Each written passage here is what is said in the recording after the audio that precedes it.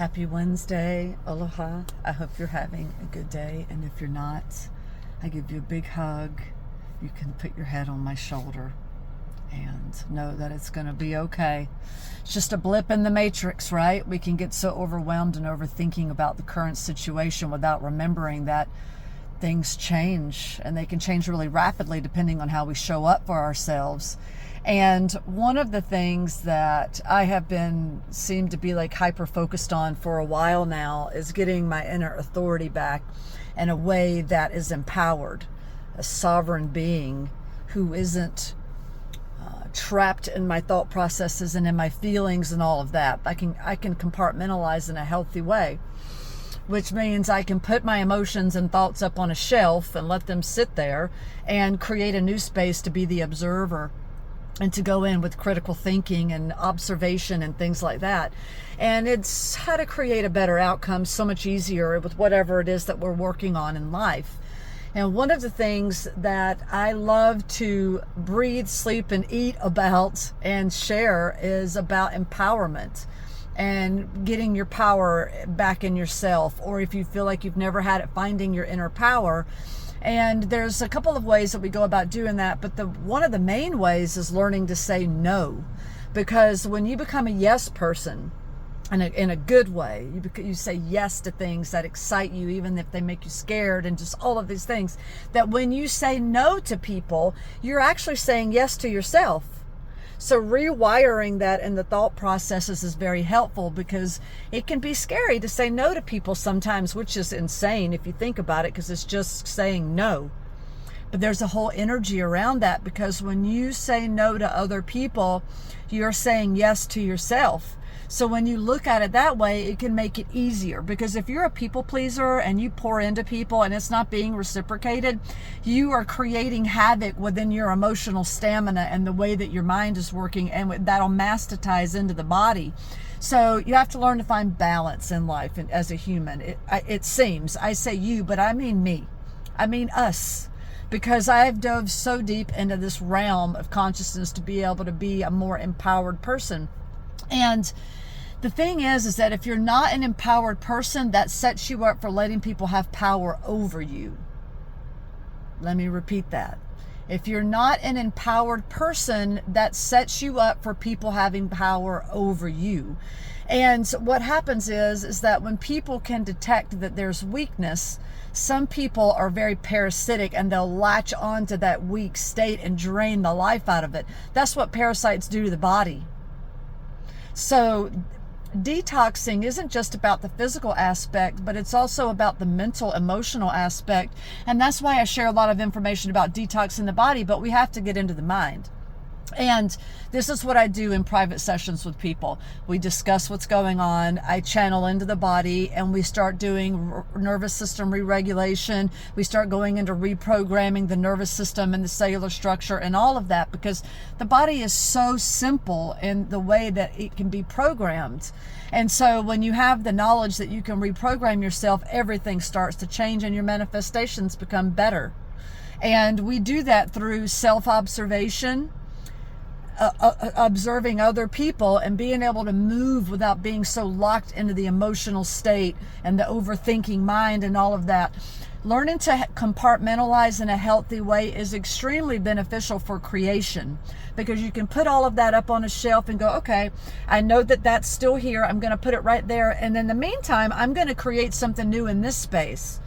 And because life can be very overwhelming when you think you have to do everything immediately and you have to like hyper focus on what's not right. It's like, no. You can create as much of an easy experience as a human as you want. And this is what I do. I compartmentalize in a healthy way. Yes, I'm feeling things. I know it's only going to be here momentarily. It's just a little blip in the matrix. And while that's doing what it's doing, I'm going to create something different. And it's very powerful. And the thing is that to be a human on this planet, you got to have a strong backbone, man, because if not, the bullies of the planet who have frontal lobes that have not developed in a mature way can't see outside of their programming, and they can latch on and try to create havoc in people who are embodied in empowerment. And you would think that the human expression would be like, oh, you know, like the world is my muse and I want to be empowered too. So instead of lashing out and bullying this person, I'm going to take notes and level up. That's what an intelligent mind does. But one that is mutated and isn't functioning properly can cause all kinds of issues, and we don't even realize it. And I have been there so many times. I have crawled out from the darkness so many times within the programming that I have. And I'm in a place with my ego where it's reorganized. I've recalibrated myself. I have no problems with being wrong about something. If I'm wrong about something, teach me, right? Like, I'm not in this defense mode, attack mode, protection mode all the time like I used to be. And so I've become very empowered in myself, but also loose in my ego. I'm not trying to fight the world to be right or wrong. I just want the truth. And that's a big difference. And this flows into my intimate life, my personal life, like with friends, my professional life, all of this. And since I've moved into a greater place of how I'm manifesting within my mind, the manifestations, the magnetism of my aura has leveled up. I've raised the frequency. And you can do it too by just deciding that you're going to start showing up for yourself. For some reason, it's like a triumph to do that in our human lives. It's the craziest thing. I'm even like, whoa, like, why isn't this an innate consciousness where we can really level up and be more empowered in ourselves? And the way to do that is you say no to the things that doesn't feel good to you and doesn't serve your highest good. If you tell someone in your life that you feel is not respecting you, listen, this is where I am. I want to share with you that I am starting to become more empowered in myself. I'm learning to love myself, and my environment needs to reflect that. So I'm inviting you to have a conversation with me, to meet me in this space. Because if you don't share who you are with the people in your lives, it doesn't give them the opportunity to show up in that space.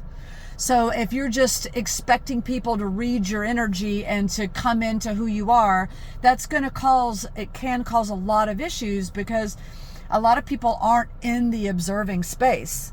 They're so indoctrinated in their programming that they can't see past the end of their nose. So you have to show up for yourself. You have to communicate. You have to use your throat chakra in a way that makes you feel good, in a calm way. You can practice it in the mirror. You can make videos of yourself talking about the things that you want to share with this person in your life. You want to be heard. So you practice it. You get more confident. And then you're able to go to them in a calm way which isn't combative.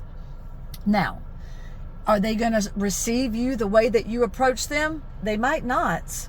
But you have to be ready for that. That if they go into fight or flight because they're not used to seeing you be empowered, and then they start character annihilating you and all of that, that's your cue to realize that they're not in their logical mind. They're in the triggered space. And it's very hard to communicate with people a lot of the time when they're in the triggered space. So it's up to you to protect yourself, to pull back, see what's happening, reassess things, and say, okay, maybe we should talk about this at another time.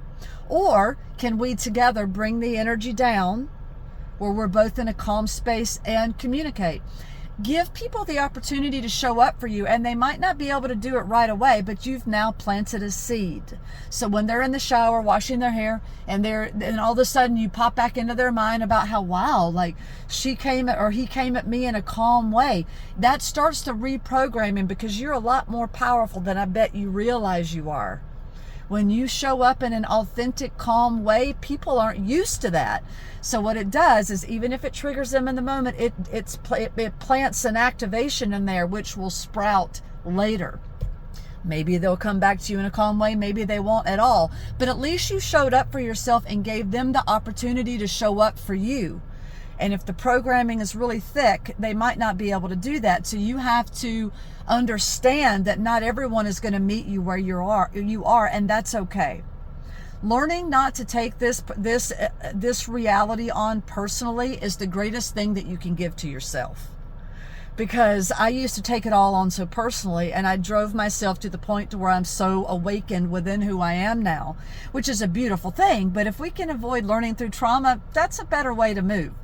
I don't believe that we as humans have to have trauma to learn. Love is the greatest language. And if you come at me respectfully, even if we don't agree on something, I have no problem with holding space and hearing you out.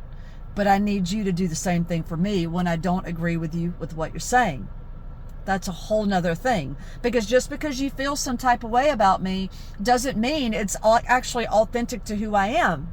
And what happens is a lot of the time when you have these types of conversations and people just want to drive their point, but whenever I say, well, actually, let me share with you how I'm really thinking and feeling, and it isn't what you tell me, and then you refuse to accept me after what I've just said, that shows me that you're programmed and you're not actually authentically in the space of caring about who I am, how I feel, and how you might actually be wrong.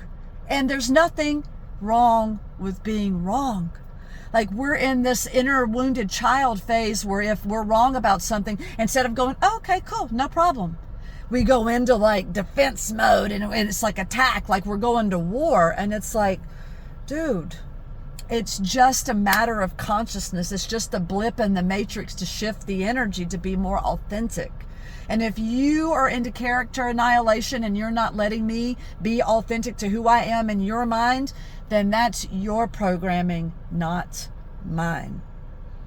And this is where I'm talking about you have to have a strong spine, because when you start speaking your truth to people, when you start discovering the lies, the illusions, and the propaganda, it's going to trigger the crap out of people.